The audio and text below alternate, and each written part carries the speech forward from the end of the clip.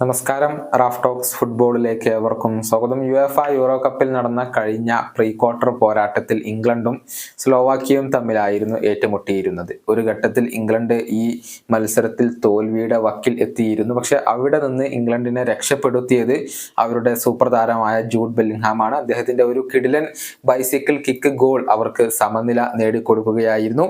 പിന്നീട് എക്സ്ട്രാ ടൈമിൽ Harry Kane ഒരു ഗോൾ നേടുകയും അങ്ങനെ ഇംഗ്ലണ്ട് യൂറോ കപ്പിന്റെ ക്വാർട്ടർ ഫൈനലിൽ പ്രവേശിക്കുകയും ചെയ്തു എന്നുള്ളതാണ്. മത്സരത്തിന്റെ 95-ാം മിനിറ്റിലായിരുന്നു ബെല്ലിംഗ്ഹാമിന്റെ ബൈസിക്കിൾ കിക്ക് ഗോൾ പിറന്നത്.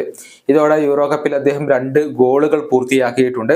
ഈ ബൈസിക്കിൾ കിക്ക് ഗോളിനെ കുറിച്ച് ചില കാര്യങ്ങൾ ബെല്ലിംഗ്ഹാം ഇപ്പോൾ പറഞ്ഞിട്ടുണ്ട്.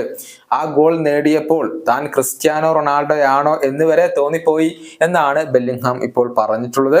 അദ്ദേഹത്തിന്റെ വാക്കുകൾ ഇങ്ങനെയാണ്: ബൈസിക്കിൾ കിക്ക് നേടാനുള്ള ഒരു കൃത്യമായ പൊസിഷനിലാണ് ആ ബോൾ വന്നു വീണത്. അതായിരുന്നു എൻ്റെ മുന്നിലുള്ള ഓപ്ഷൻ. ഞാൻ വായുവിൽ ഉയർന്നപ്പോൾ എനിക്ക് തോന്നിയത് ഞാൻ 6 അടി മുകളിലേക്ക് പൊന്തിയോ എന്നാണ്. ഒരു നിമിഷം ക്രിസ്ത്യാനോ റൊണാൾഡോയാണോ എന്ന് വരെ എനിക്ക് തോന്നിപ്പോയി. പക്ഷെ യഥാർത്ഥത്തിൽ അത് അത്ര വലിയ ഉയരമൊന്നും ഇല്ലായിരുന്നു. ഗോളിന്റെ വീഡിയോസ് കണ്ടപ്പോഴാണ് എനിക്ക് കാര്യം മനസ്സിലായത്.